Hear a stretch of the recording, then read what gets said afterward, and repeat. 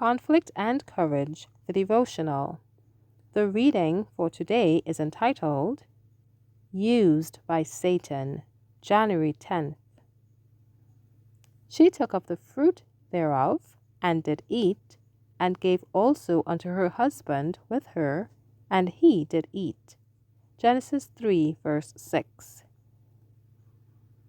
Having herself transgressed, she, Eve, became the agent of Satan, working the ruin of her husband.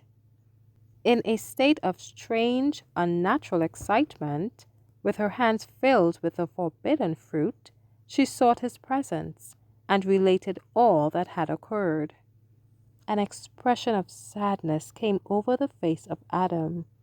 He appeared astonished and alarmed. To the words of Eve he replied that this must be the foe against whom they had been warned, and by the divine sentence she must die. In answer, she urged him to eat, repeating the words of the serpent, that they should not surely die. She reasoned that this must be true, for she felt no evidence of God's displeasure, but, on the contrary, realized a delicious, exhilarating influence, thrilling every faculty with new life, such, she imagined, as inspired the heavenly messengers.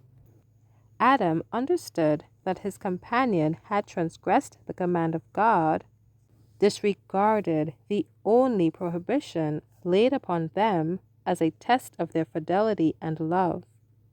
There was a terrible struggle in his mind. He mourned that he had permitted Eve to wander from his side. But now the deed was done. He must be separated from her whose society had been his joy. How could he have it thus? Adam had enjoyed the companionship of God and of holy angels. He had looked upon the glory of the Creator. He understood the high destiny opened to the human race should they remain faithful to God. Yet all these blessings were lost sight of in the fear of losing that one gift which in his eyes outvalued every other.